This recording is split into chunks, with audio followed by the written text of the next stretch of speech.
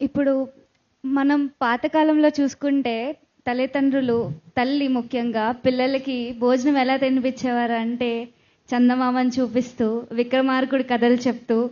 So దీనివల్ల వాళ్ళలో సృజనాత్మకత పెరిగేది. కానీ ప్రస్తుతం ఏమైందంటే సెల్ ఫోన్లు, టీవీలు లేకపోతే పిల్లలు అన్నం తినట్లేదు.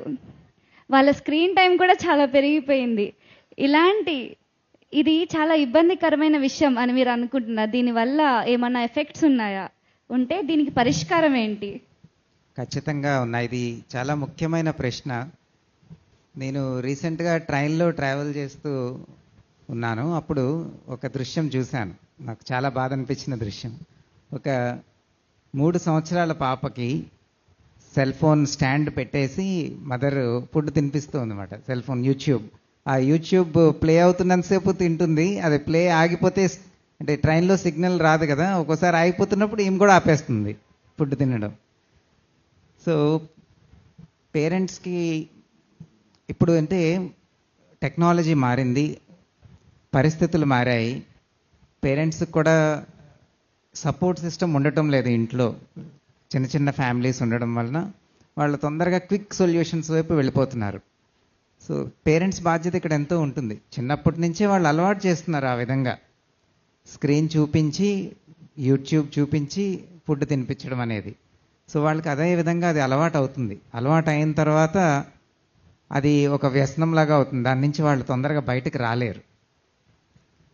సో ఇక్కడ పేరెంట్స్ బాధ్యత ఎంతో ఉంటుంది.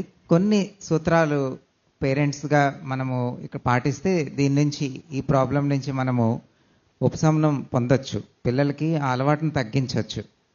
మొదటిది ఏంటంటే పిల్లలకి వీలైనంత వరకు నేచర్కి ఎక్స్పోజ్ చేయాలి. మహేశ్వరి గారు ఇందాక చెప్పారు ఆ పాయింట్ గురించి. ప్రకృతితో ఎక్కువ అనుసంధానం అయ్యే కొద్దీ వాళ్ళు వాళ్ళ సహజ స్థితికి దగ్గర అవుతూ ఉంటారన్నమాట. వాళ్ళని వీలైనంత వరకు బయటికి తీసుకువెళ్ళడము, ప్రకృతిలోకి, చెట్ల దగ్గరికి, పార్క్స్కి, లేకపోతే సెలయేరు దగ్గరికి, మౌంటైన్స్ ట్రెక్కింగ్కి ఇలా తీసుకెళ్ళడం ద్వారా వారిలో ప్రకృతితో అనుసంధానం వస్తుంది. అప్పుడు ఒక బ్యాలెన్స్ అనేది వస్తుంది అన్నమాట. సో ఏది ఎక్స్ట్రీమ్స్లో ఉండకూడదండి. పేరెంట్స్ ముఖ్యంగా గమనించాల్సింది ఏంటంటే పిల్లలు ఎప్పుడైతే ఎక్స్ట్రీమ్స్కి వెళ్తున్నారో అప్పుడు మోడరేషన్, మరలా వాళ్ళని మధ్యకి తీసుకొని రావాలి. ఎప్పుడు ఎక్స్ట్రీమ్స్లో ఉండకూడదు పిల్లలు. సో దానికోసం పేరెంట్స్ కొంతవరకు ఫర్మ్గా ఉండడం ప్రాక్టీస్ చేయాలి. ఈ రోజుల్లో ఎక్కువ ఫ్రీడమ్ ఇవ్వాలి అనే ఉద్దేశంతో పేరెంట్స్ అన్నిటికీ ఎస్ అంటున్నారు. వాళ్ళకి ఏ గిఫ్ట్ కావాలంటే అది కొనిస్తున్నారు. సో ఫర్మ్గా ఉండడము అంటే తప్పు కాదు. ఒక చక్కటి బ్యాలెన్స్ ఉండాలి. ఖచ్చితంగా ఉండడము, ప్రేమపూరితంగా ఉండడము, రెండిటిని కలిసి ప్రాక్టీస్ చేయాలి. ఇది చాలా రేర్ స్కిల్, అందరికీ ఉండదు. ఇది పేరెంట్స్ యొక్క ముఖ్యమైన బాధ్యత. ఖచ్చితంగా ఉన్నంత మాత్రాన మీరు ప్రేమించటం లేదని కాదు, ప్రేమతో ఖచ్చితంగా ఉండొచ్చు. ఇది నేను కూడా ప్రాక్టీస్ చేస్తున్నాను. పూర్తిగా ఇంకా సక్సెస్ అవ్వలేదు, బట్ నేను కూడా నేర్చుకుంటూ ఉన్నాను. నా పిల్లలే నేర్పిస్తూ ఉంటారు. ఒక్కోసారి మా అబ్బాయి చెప్తాడు, నువ్వు నాతో ఇంకొంచెం స్ట్రిక్ట్గా ఉండాలి డాడీ అని చెప్తాడు అనమాట. మా అమ్మాయితో కూడా నేను స్ట్రిక్ట్గా లేనప్పుడు చాలా వేవరింగ్గా ఉంటుంది, ఆటలు మమ్మల్ని ఆడిస్తూ ఉంటుంది. అందుకని మా అబ్బాయి గుర్తు చేస్తాడు నాకు, నువ్వు చెల్లితో ఇంకా కొంచెం స్ట్రిక్ట్గా ఉండాలి అని గుర్తు చేస్తాడు. సో మనము వింటే కనుక పిల్లలు వాళ్ళ అవసరాలు మనకు చెప్తూ ఉంటారు. పేరెంట్స్ స్ట్రిక్ట్గా ఉండడం కూడా ఒక అవసరమే వాళ్ళకి కొన్నిసార్లు. కానీ అది ప్రేమతో చేయాల్సినది, భయంతో చేయాల్సింది కాదు, శిక్షించాల్సింది కాదు ఆ ఫర్మ్నెస్ అనేది. సో ఎప్పుడైతే ఫర్మ్గా ఉంటామో అప్పుడు పిల్లలు ఓకే, నాకు ఇది అలౌడ్ కాదు, రోజుకి 1 అవరే నేను యూట్యూబ్ చూడగలను, లేకపోతే 1 అవరే టీవీ చూడగలను, అంతకన్నా ఎక్కువ నాకు ఇంట్లో పర్మిషన్ లేదు అని వాళ్ళకి అండర్స్టాండింగ్ వస్తుంది. అప్పుడు వాళ్ళు అడాప్ట్ అవుతారన్నమాట. చిల్డ్రన్ తొందరగా అడాప్ట్ అవుతారు. అంటే వాళ్ళు మలుచుకోగలుగుతారు. ఆ ఫ్లెక్సిబిలిటీ వాళ్ళలో ఉంటుంది.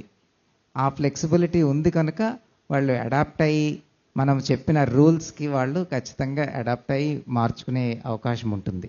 సో ఫర్మ్నెస్, కైండ్నెస్ ప్రాక్టీస్ చేయాలి. వాళ్ళని ఎక్కువ ప్రకృతికి ఎక్స్పోజ్ చేయాలి. ఆ తర్వాత వాళ్ళతో టైం స్పెండ్ చేయాలి. వాళ్ళతో బోర్డ్ గేమ్స్ ఆడచ్చు, వాళ్ళతో ఏదైనా గేమ్ ఇంకేదైనా ఆడచ్చు, స్టోరీ టెల్లింగ్ చేయొచ్చు, సింగింగ్ చేయొచ్చు, డాన్సింగ్ కూడా చేయొచ్చు పిల్లలతో. ఇవన్నీ వాళ్ళకి నచ్చుతాయి అన్నమాట. సో మా అమ్మాయికి ఎప్పుడు ఒక డౌట్ వస్తూ ఉంటుంది, నీకు 2 చేతులు 2 కాళ్ళు ఉన్నాయి కదా, నువ్వు ఎందుకు డాన్స్ చేయవు రోజు అని చెప్పి. సో ఇటువంటి ప్రశ్నలు పిల్లలకి వస్తాయన్నమాట. పేరెంట్స్ ఎందుకు ఇలా స్టబర్న్గా ఉన్నారు, వాళ్ళెందుకు ఆడుకోరు, ఫుట్బాల్ ఎందుకు ఆడవు నువ్వు అని మా అబ్బాయి ఎక్కువ అడుగుతూ ఉంటాడు. నీకు కాళ్ళు ఉన్నాయి కదా, ఫుట్బాల్ ఆడొచ్చు కదా అని చెప్పి. సో మనము పిల్లల నుంచి వీలైనంత వరకు నేర్చుకుని వాళ్ళతో ఎంగేజ్ కావాలి, వాళ్ళతో పార్టిసిపేట్ చేయాలి యాక్టివిటీస్లో. అప్పుడు వాళ్ళు అంత తొందరగా స్క్రీన్కి ఎడిక్ట్ అవ్వరు. మ్యాక్సిమం స్క్రీన్ ఎడిక్షన్ ఎందుకు వస్తుంది అంటే పేరెంట్స్ టైం స్పెండ్ చేయడం వలన.